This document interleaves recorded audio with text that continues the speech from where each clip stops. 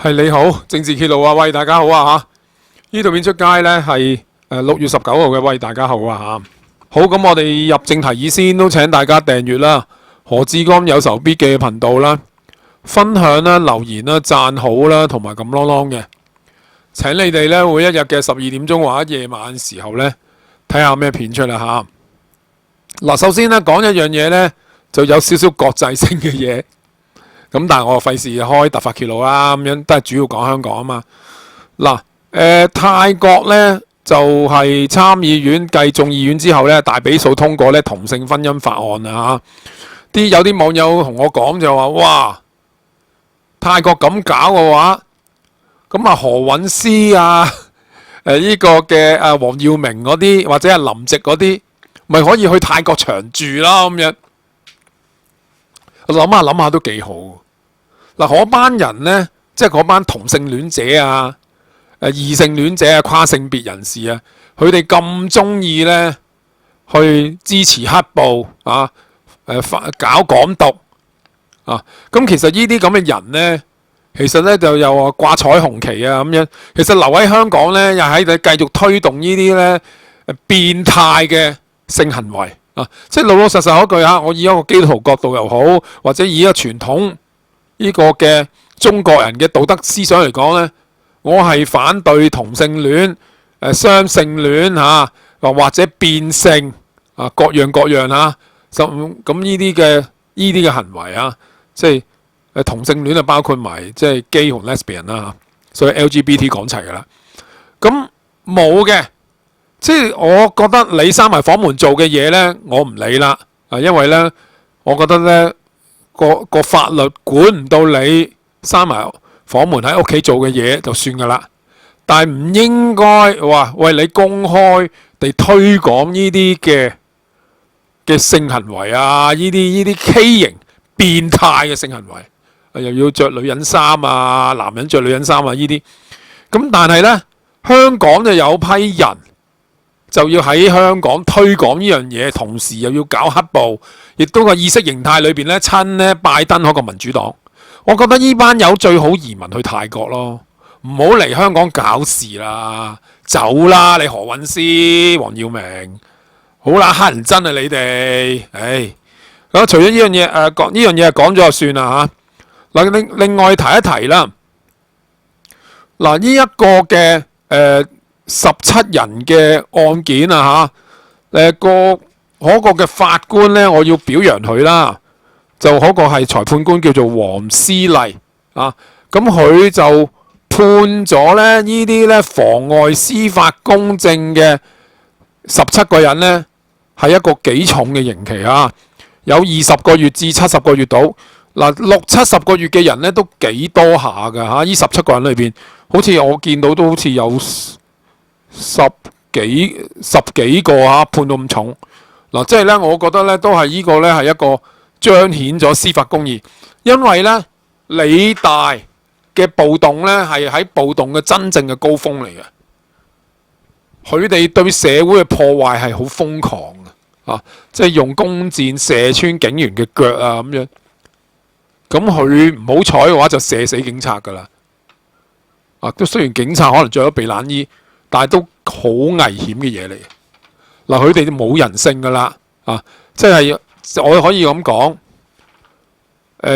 未必有足夠證據告佢有意圖謀殺，但係佢哋係有意圖殺警察嘅，喺呢個理大嗰個暴動事件裏邊，呢啲嘅司法公義拖咗5年都好啦，咁但係而家都係判一個咁重嘅刑期，因為呢班友就係想幫助呢啲嘅人啊，嗰班嘅暴徒逃離警方對理大嘅包圍，希望幫助佢哋逃走咁樣。最後呢班人呢，佢哋揸好多車輛啊、車人走啊，各樣嘢呢，全部就拉晒啊。咁但係呢單案呢，就冇呢個嘅鄭錦滿嘅啊，即係四眼哥哥啦。咁四眼哥哥就係喺黑暴期間呢，係熱血公民嘅一個大將嚟嘅嚇。咁但係唔好講咁遠啦。即係呢個都係令人哋呢開心嘅一間案件嚟嘅。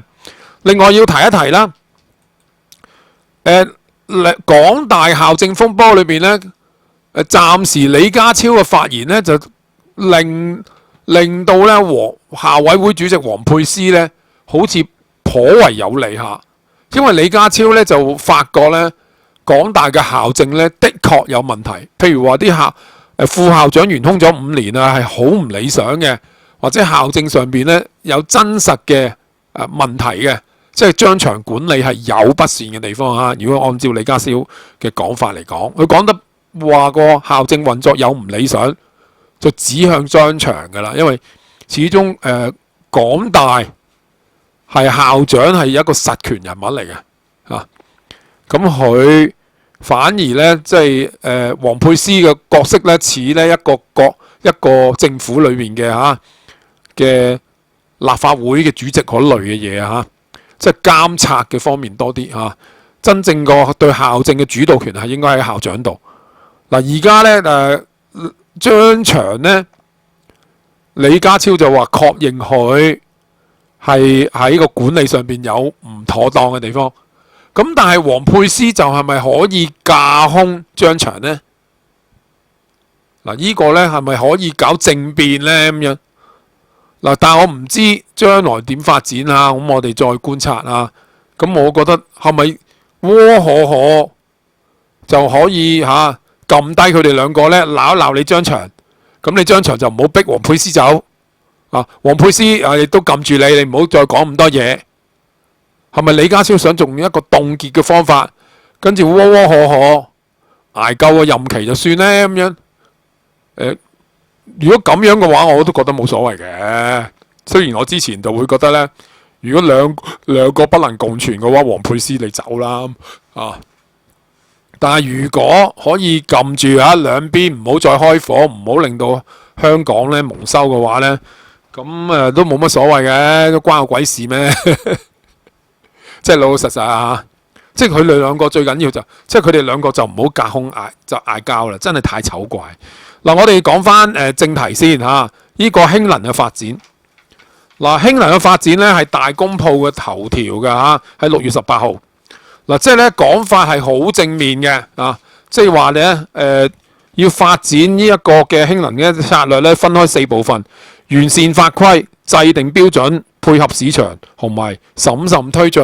嗱，講嘅咧係政府好似有一個好大框架，要搞大龍鳳啦，好似推垃圾徵費一樣，要搞大龍鳳啦。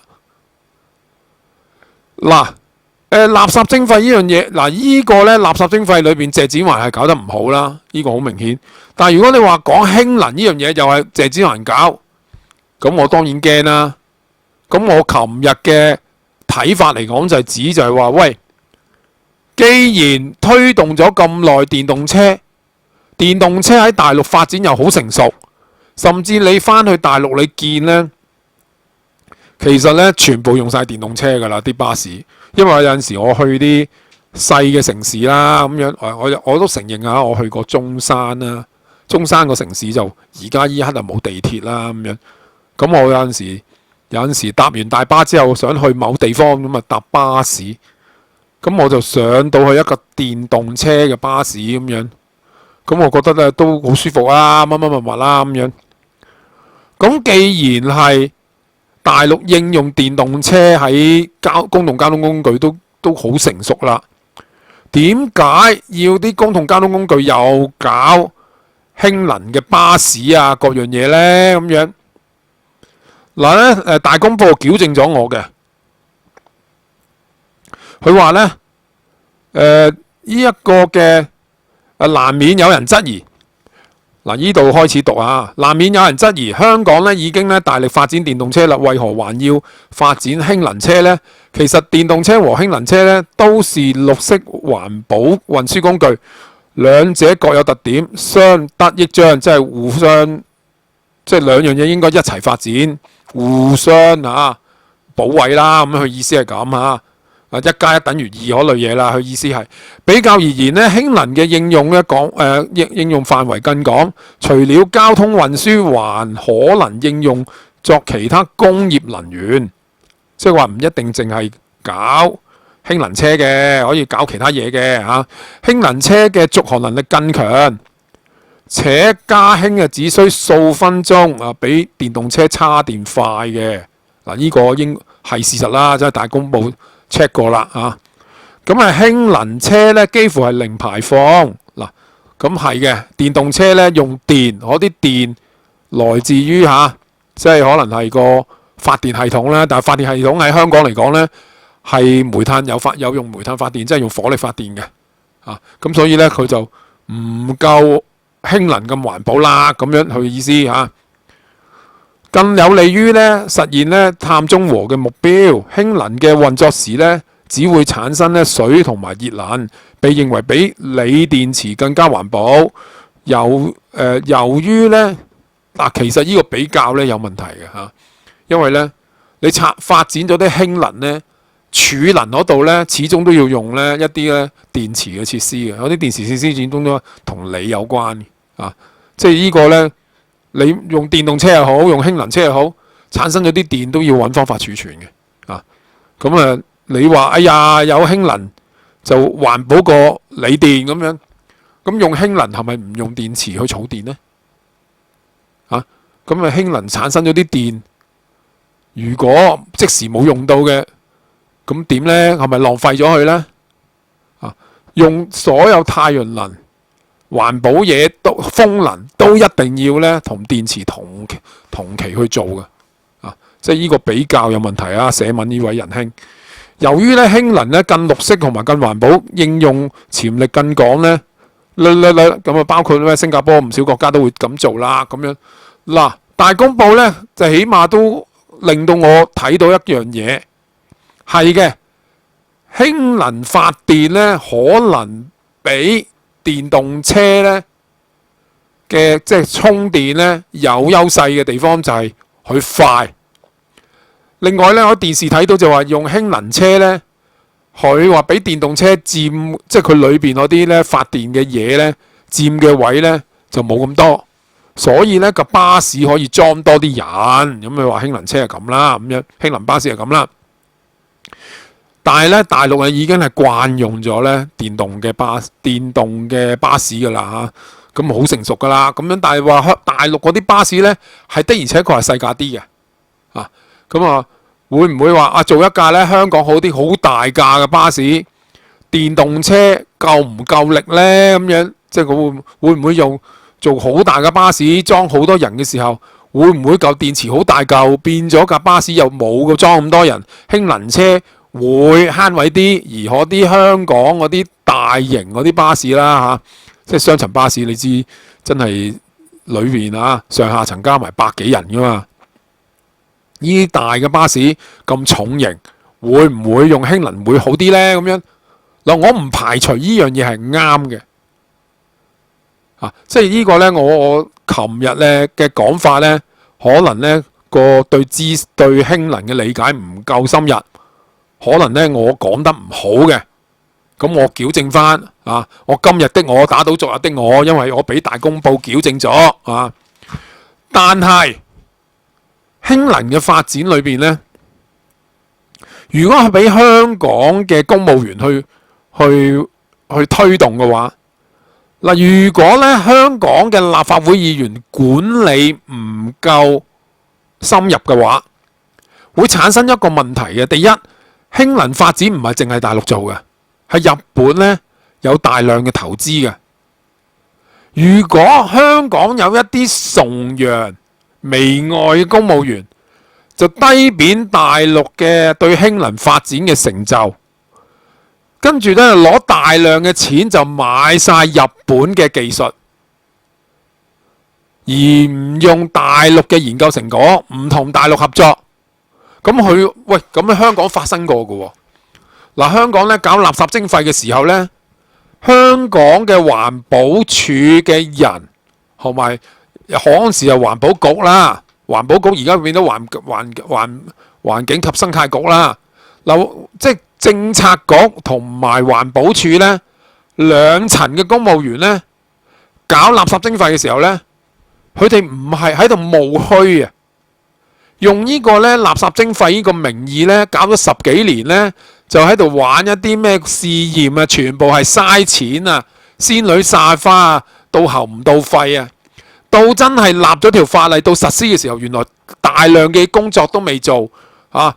至少我講過啦，大約係兩個月前，我同大家講，我用10幾分鐘嘅時間由我屋企行去綠在區啊，唔講俾你聽邊個區啦嚇。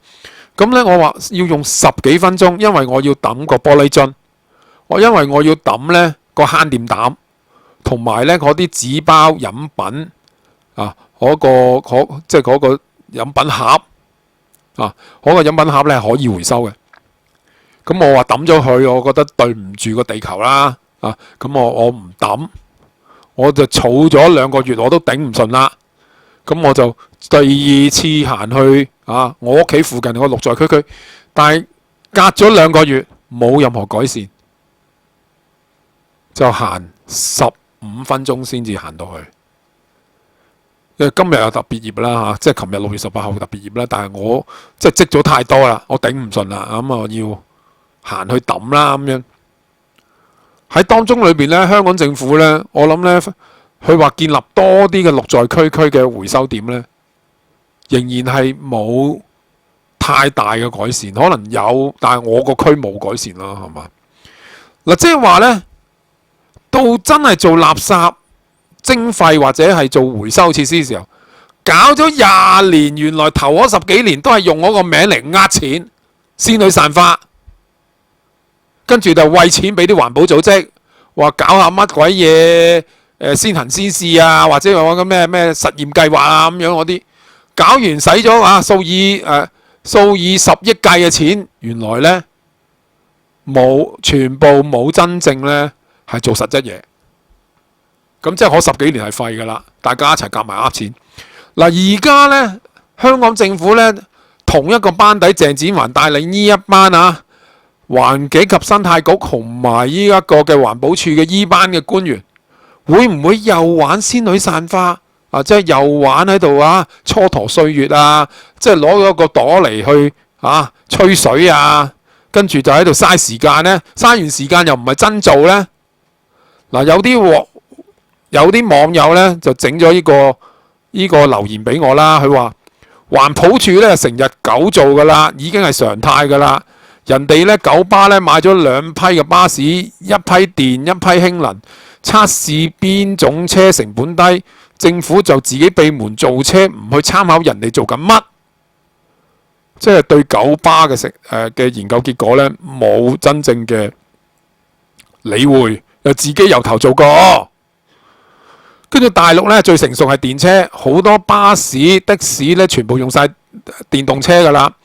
有現成嘅技術唔用就無啦啦自己去搞氫能。中石化呢啲大國企咧先有成本去做製氫加氫站，佢有同國企合作咩？啊？香港連一個咧加氫站都冇，想搞多個副處長出嚟出糧啊！礦權啊，立公帑啊，揾錢啊，舊可批搞垃圾徵費啦，搞呢個咧走數嘅嗰班人都仲未炒，而家又想擴充你環境及生態局啊！嗱，呢個網友咧，佢又講得好實際嘅。你謝展寰係敗軍之將，搞走數，令到我哋香港人咧生活極之唔開心。即係我啱啱咧出街去食飯啦，真係行去你嗰個15分鐘去嗰個綠在區咁行得攰啊嘛，再去飲下午茶啦。即係咧熱得滯啊，飲杯凍好辣黑啦。我支飲管，我一飲，跟住5秒之後就淋咗。跟住就變形，即係我都問啦，我老婆加拿大係咪唔俾用膠飲管啊？佢話冇啊，人哋冇唔俾你用膠飲管，喺香港咁仆街，咁乞人憎。OK， 即係而家呢班搞垃圾徵費嘅人，搞呢一個呢走數嘅人，呢班人其實都仲未問責㗎。咁而家呢班友又借大條道理，開個 title 嚟揾錢跟住喂，而且佢係咪仲用大陸嘅研究嘅成果，定係走去用錢買日本嗰啲啊？你知唔知日本呢長期研究氫能發展嘅，但係呢，日本初研究到某個程度上呢，其實係幾好嘅，但係呢，佢就叫咗個天價，人哋要用佢技術呢就好鬼貴。咁受尾呢，喺2018-19年度呢，咁就大陸就決定同美國呢合作啦。即係去到19年嚟講呢，甚至引入 Tesla 進入去上海搞超級工廠啦。搞到電動車就開始真正落實到啦，成行成市啦。係中美一齊合作推動電動車，避開氫能車。5年前就有一個咁嘅故事，因為日本仔太揦脷啦，嗰啲嘅關於氫能嘅嗰啲嘅知識產權嗰啲嘅收費。咁今次香港政府會點呢？環保局如果有一班黃絲喺裏邊，跟住要賣國，佢話大陸嗰啲係廢嘅，我就要天價買日本嘢咁樣，咁點呢？跟住哇，你搞垃圾徵費，搞到一鑊泡乜 Q 嘢？搞呢個嘅走數，令到香港人好擾民。但嗰班人呢，完全呢係好官我自為之。而家又借呢個垃圾徵費裏邊，又想呃公帑，又想請多啲人擴充部門。其實呢單嘢我覺得就我真係唔係咁睇得過眼嘅。雖然氫能車係應該發展，但我覺得呢，如果你話要搞清楚啲完善法規制定標準呢啲，我覺得呢，喺立法嗰方面呢，我唔介意香港政府推動。但係話如果你話香港落實做呢氫能發展嘅話呢，真係好需要香港呢啲豬抌兜嘅建制派議員睇到實。如果唔係呢，隨時就變益日本仔。講住咁多先。